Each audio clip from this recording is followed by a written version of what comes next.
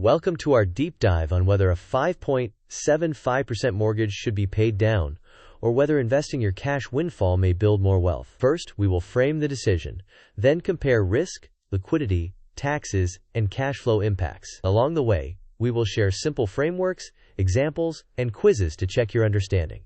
Let's begin. Here is our roadmap. First, we anchor the decision. Next, we compare the guaranteed return of debt paydown to the potential, but variable, returns from investing. Then, we talk liquidity and refinancing. After that, we cover taxes, cash flow, recast versus refinance, and finally, a step-by-step framework with case studies. We will finish with quizzes and key takeaways. This video is educational and does not constitute financial, tax, or investment advice. Everyone's situation is different, and laws and products change. Please consult a licensed professional who understands your personal circumstances before making decisions. The decision revolves around your mortgage rate. At 5.75%, any dollar used to pay down principal earns a risk-free, tax-free 5.75%. Investing can beat that, but only if your after-tax expected returns reliably exceed 5.75%. And you can tolerate volatility. This pivot point sets the hurdle your investments must clear.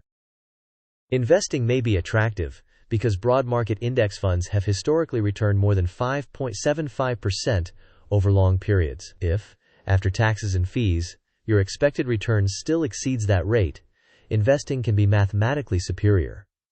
Furthermore, liquidity is valuable. Cash that remains accessible can help you deal with emergencies or take advantage of refinancing opportunities if rates fall. By contrast, a partial principal payment may not reduce your required monthly payment unless you recast the loan or refinance. Therefore, the opportunity cost of losing liquidity can outweigh the immediate benefit, especially if the principal reduction is modest. Paying down a 5.75% mortgage is a guaranteed, risk-free, tax-free return of the same amount. There is no sequence of returns risk, and there is less behavioral risk from buying high or selling low. Simplicity and peace of mind matter. However, unless you recast the loan or refinance, your monthly payment usually remains unchanged. You mainly reduce total interest over the life of the loan and may shorten the payoff timeline. On the left, investing can potentially yield higher long-run returns than 5.75%, preserves liquidity, and supports refinancing flexibility, but entails taxes, volatility, and a need for discipline and adequate time horizon. On the right, paying down the mortgage provides a guaranteed, tax-free 5.75% equivalent return, reduces lifetime interest, and lowers risk, but typically does not change your monthly payment without a recast or refinance, and it sacrifices liquidity by locking cash in home equity. This simplified table illustrates hurdle rate thinking. For example, if you expect 8% nominal returns and assume approximately 1.2% annualized tax drag, your after-tax return would be near 6.8%, which exceeds 5.75%. At 7% expected return, after a 1% tax drag, you are around 6%, only marginally ahead. A conservative 60-40 portfolio at 5.5% might fall short after taxes, whereas high-yield savings accounts generally do not clear the hurdle after ordinary income taxation. These are illustrative numbers. Actual tax drag depends on holding period, turnover, dividends, and your specific tax rates. A common misconception is that a lump sum automatically lowers the required monthly payment. In most cases, it does not. To reduce the payment without changing the interest rate, you may request a mortgage recast, in which the lender recalculates your payment over the existing remaining term for a small fee. Alternatively, you can refinance into a new loan, potentially with a lower rate or different term, though that involves closing costs and exposes you to interest rate risk. If improving cash flow is your objective, contact your lender to confirm recast options before making a large principal payment. Quiz time. Which statement is most accurate regarding a partial lump sum payment on a 5.75% mortgage? Option A. It always lowers your monthly payment immediately. Option B.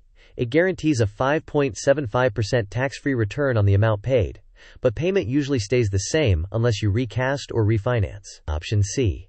It increases liquidity compared to keeping cash invested. Option D.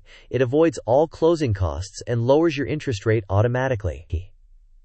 You may pause the video now to think about the answer. We will discuss the answer in the next section. The correct answer is the statement that paying down principal guarantees a 5.75% tax-free return on that amount, but the monthly payment usually stays unchanged unless you recast the loan or refinance. That captures both the benefit and the practical limitation. From a risk-adjusted perspective, paying down the mortgage reduces exposure to market volatility and eliminates behavioral mistakes such as panic selling. Investing introduces variability and requires the ability to emotionally and financially withstand drawdowns. Align the choice with your time horizon and ensure you have an adequate emergency fund before committing funds to long-term investments or illiquid home equity. To make the decision concrete, consider three personas facing the same 5.75% mortgage rate, but with different goals and constraints. The builder has a long horizon, strong income stability, and believes their after-tax expected returns exceed 5.75%.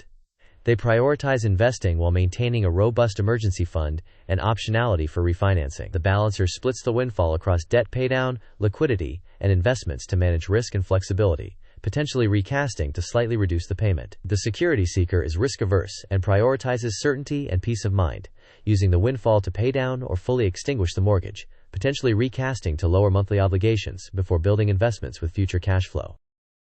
This decision tree starts with a cash windfall. First, it asks whether you have an adequate emergency fund of 6 to 12 months. If not, the flow directs you to build liquidity before anything else. Next, it asks whether your after-tax expected investment returns are likely to exceed 5.75% with high confidence given your time horizon. A yes directs you toward investing, while a no directs you toward paying down the mortgage. Another branch asks about near-term cash needs or likely refinancing. If those are present, the tree emphasizes liquidity. If lowering the monthly payment is critical, it highlights recasting or refinancing.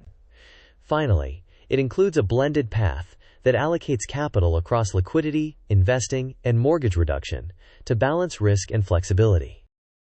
This section demonstrates a blended allocation.